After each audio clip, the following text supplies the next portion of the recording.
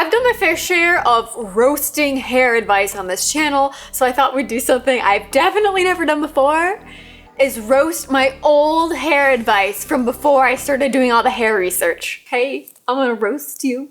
Oh, I'm so nervous.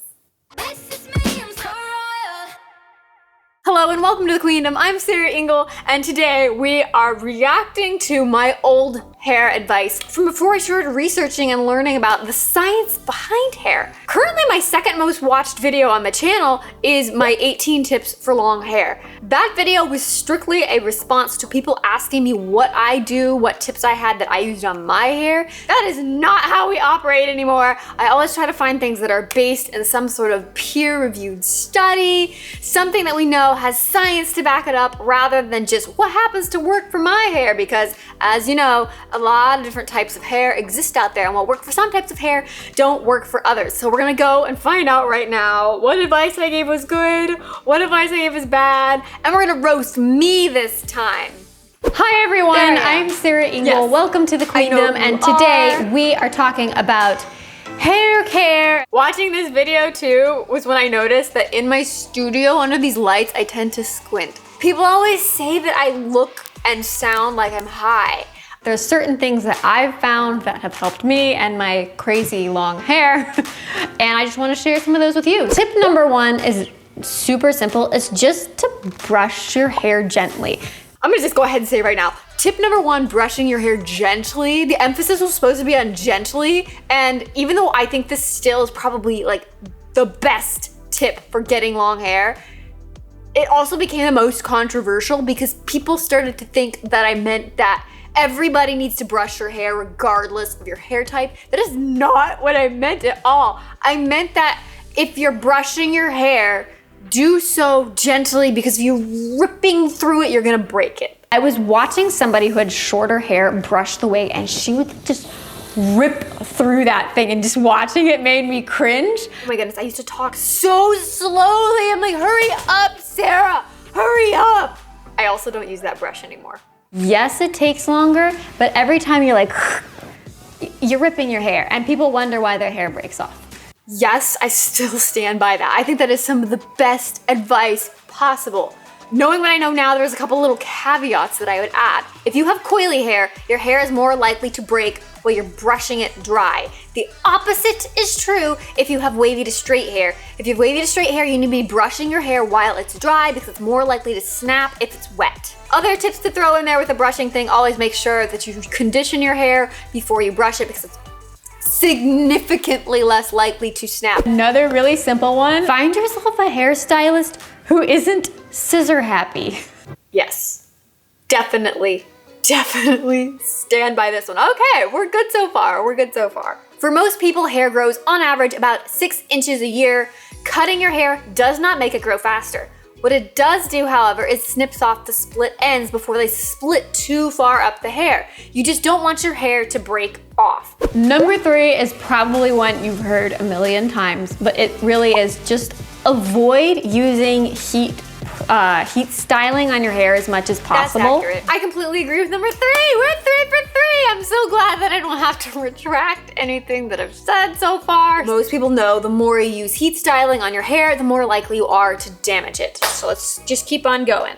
4 is avoid super tight ponytails. Yes. In addition to not having super tight styles because you're pulling on your hair, anywhere you're pulling or putting consistent pressure, anything snaggly, just avoid that. The key is you don't want to be pulling or putting too much tension or anything that's going to aggravate the exact same area over and over and over. If you're always doing the super tight buns, I'm really sorry, ballerinas, if you're allowed. If you can have your bun slightly placed, make different heights. Braid your hair before you go swimming. If you go, I mean, anybody, if you already have Still long hair, you know if you go in the water and it's not braided, it's gonna be so tangly when you go out. You don't even want to think about it.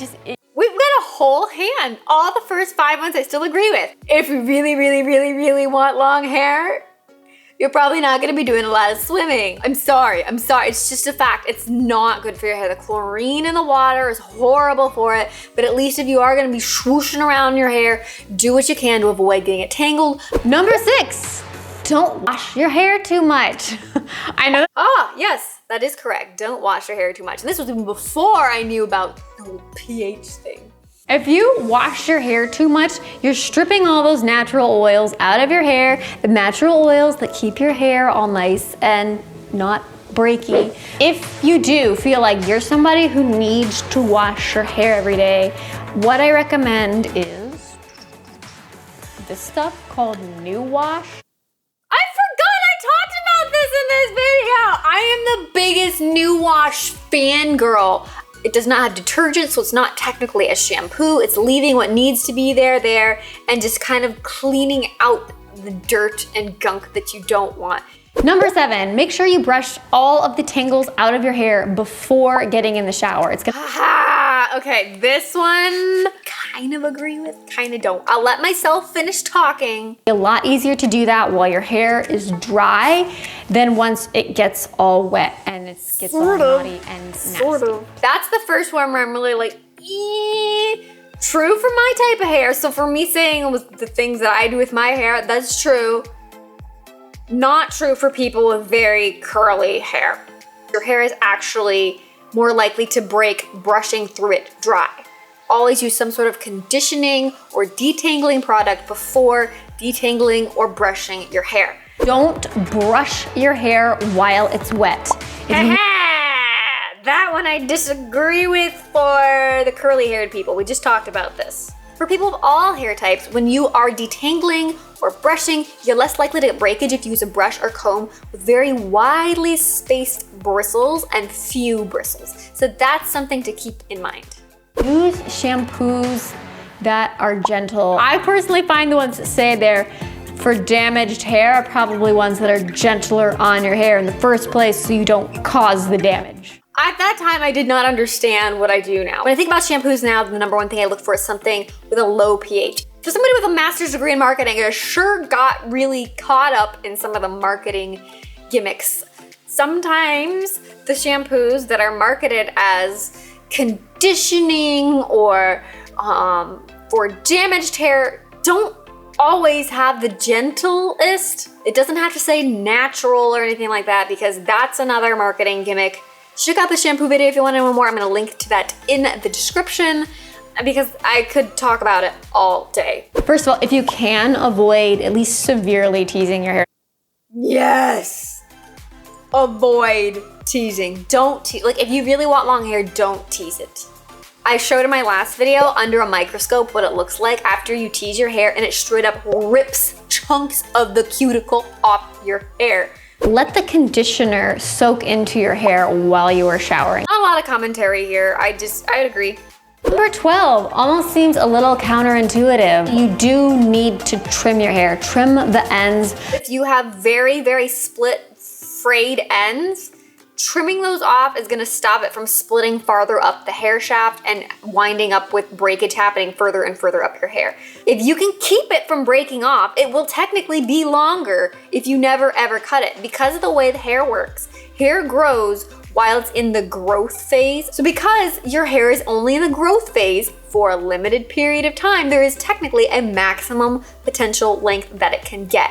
Most people's hair will never reach that length because not only do we trim it, we cut it, it breaks off, all sorts of things happen to our hair in the normal wear and tear that happens just with daily grooming. If you're going to trim your own split ends, please, oh please, for the love of your hair, just use a pair of scissors meant for cutting hair. Otherwise, it's gonna be too dull and it's just gonna cause your hair to split even more right where you just cut it. Number 13 is something that I've noticed that was actually a tip that's for your skin, and that's sleeping with a silk pillowcase. Yes, I stand by this. Silk bonnets also work great. Don't drive with the windows all down in your car unless your hair is in a braid or secured some way. The last 4 are all ones that I either don't do on a regular basis. I think there's at least one that I have. The last 4. Because they're not my actual tips, this means these were things that I read on the internet before I started doing a lot of research. 15 is different hair masks and treatments that you can leave in your hair. Good. I will say that if you do a hair mask, some people think that it's repairing your hair. If your hair gets like a chunk of cuticle ripped off when you're teasing it, that's never gonna grow back. But what a hair mask and certain hair treatments and products can do is kind of act like a Band-Aid to temporarily like fill in some of those little gaps and holes to try and keep your hair from breaking or getting even more damaged. Avoiding coloring your hair or bleaching. This is true. This is very true. And obviously you guys know my hair is bleached. Color, I think some people have this idea that coloring your hair is not bad for it.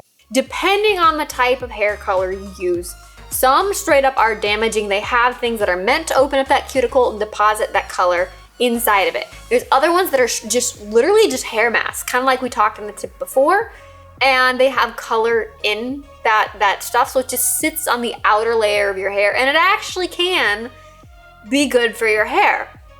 A lot of times you'll see that with like the fashion colors, like the purples and the pinks and the blues and greens, like the fun colors. It's quite common for a lot of those to be those types of hair masks. It's not all of them. So do your research before you pick something up and be like, oh, it's gonna be good for my hair. Number 17 is hair vitamins. Hair vitamins. Hair vitamins. I hate hair vitamins. I hate the marketing around them. They are a load of trash. A load of trash. That there's no evidence at all that any type of vitamin makes your hair grow faster or longer. Technically, if you are deficient in biotin, are you deficient in like important things that your body needs, your hair can fall out. Normal people are not deficient in those. The only people whose hair is truly, by any significant amount, impacted by what they eat are people who are severely malnourished, where they're having all sorts of health problems. And if somebody was that malnourished, just taking supplements probably is not going to fix it, because they're gonna be having such huge hormonal problems that it's going to impact their hair growth. So much of hair growth depends on hormones. There is no scientific basis for a lot of the things that hair gummies imply that they do. I know there are some people who will swear up and down by biotin, say it makes your hair grow faster. There's a thing called the placebo effect, and that's all I have to say on that.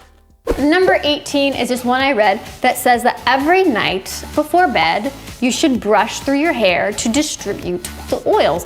I'm not opposed to number 18, and I do kind of do it now. The rationale behind why is a little questionable. I do often very gently brush through my hair, at least maybe with my fingers before bed, because I'd like to put it into a braid and then put it up in my little silk bonnet so that it doesn't get all scruffled around while I'm sleeping. Distributing the oils, maybe there might be some amount of benefit to that. But a lot of stuff with the oils on your head, it's more that you don't want to disrupt the moisture barrier on your head. Anytime you're adding extra brushing, it's another chance that your hair might break. But at the same time, you're avoiding the tangles. So yes, before bed might be a good time to do that. If you like this video, I do hope that you will give it a thumb up. You know what? I still give the video a thumb up. A singular thumb up. Did I say that? When you go back and watch old videos, you always hope that you've improved, because if you don't go back and you cringe about something, then you know that you've stayed the same, and that's not good. The first one I still think is one of the best pieces of advice is just when you brush your hair, whenever that might be, depending on your hair type, just being very gentle with it, because brushing it is where the damage happens. And now we actually have science, as you can see in the last video, that backs that up. So overall, yeah, I'm not as mortified by this as I thought I would be, except for maybe the hair vitamins. I would never have been able to wind up with having 3 feet of hair if I didn't know at least something about long hair and how to care for it. The difference is now I understand why. I understand more depth in all of those things, and I understand that some of the things are only partially true. Some things only apply to some types of hair, and just really understanding the why makes such a big, big difference. What I want to hear from you guys in the comments below. What is something you used to believe that you don't believe anymore? It doesn't have to have anything to do with hair. I'm just really curious because I think we all used to believe a lot of strange things. Because when I was little, I used to think that I was an alien and that my parents just paid everybody to act like I was normal and from Earth and not an alien. Anyway, if you want more videos, remember to subscribe and ring the little bell if you want those to come right to you. We have a lot of videos we still need to make. I know I told a lot of you I was gonna do a collab with Brian Hall, and a lot of you keep asking about it. I'm still working on it. If you follow my Instagram, you know there's also another exciting little video. So that's coming too. Thank you guys so much for watching. I'll see you next time. Bye-bye. We gotta just... All right, we're gonna do this. We're gonna do this. We're gonna psych Sarah up so she's excited to watch her own video. Hi everyone, I'm Sarah Ingle. Welcome to the Queendom, and why do I look garbled? What's happening? My hair's gonna go a total mess because it's literally been a puppy eating it.